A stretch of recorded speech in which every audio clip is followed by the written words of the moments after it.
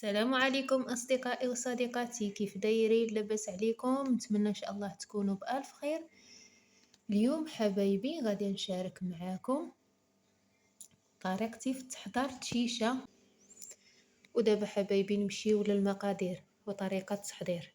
وما تنساوش راه عندي سر ماشي أي واحد كيعرفو ديال الشيشة.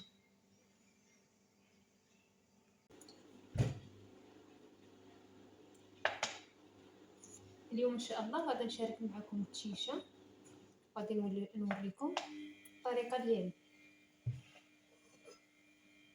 ناخذ كوكوط، عندي البصله،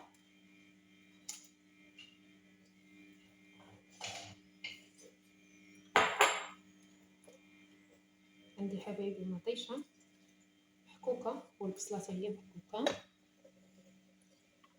عندي هنايا العطريه مليحه، الابزار والخرقوم والقزبور، حبوب قزبور مدقوق مطحون تا هو.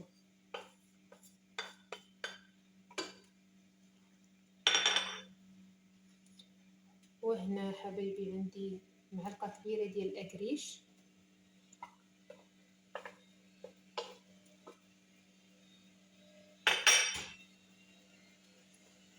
وعندي معلقه كبيره ديال مطيشه الحك،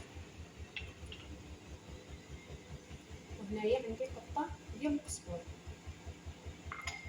القطه ديال القزبور ومطيشه الحك غادي نخليها بلاتي. دابا غادي نخلي الماء على الكوكوط،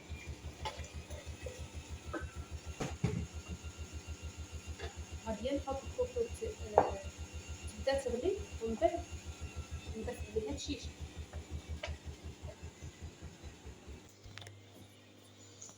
ودابا حبايبي كيف كتشوفوا درت الشيشه باش طيب. مره غادي نحركها باش ما تلصقش في القاع ديال الطنجره.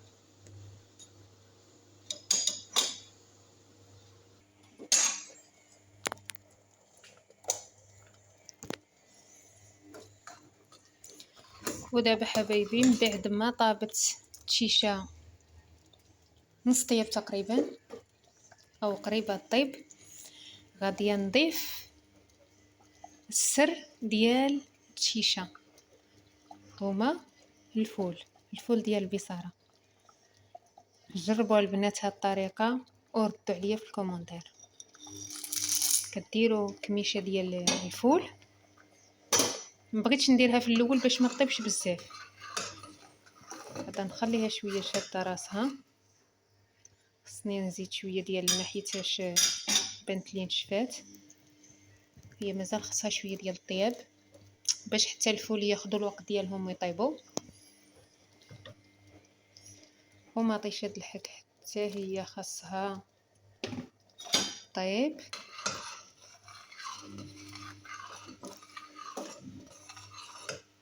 والربيع حبايبي غادي نخليوه لاخر لحظه.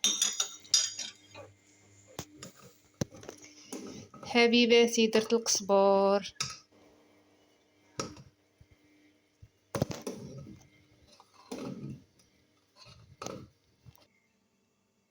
وهنا حبايبي الشيشه ديالنا وجدات. كتجي على هاد الشكل هذا غزاله، كتحمق، كتجي غزاله في هذا البرد. نتمنى ان شاء الله انكم تجربوها وتردوا عليا في الكومنتير. بهذا حبايبي كيكون الفيديو ديالي ديال اليوم وصل النهايه ديالو. خليتكم على خير، السلام عليكم.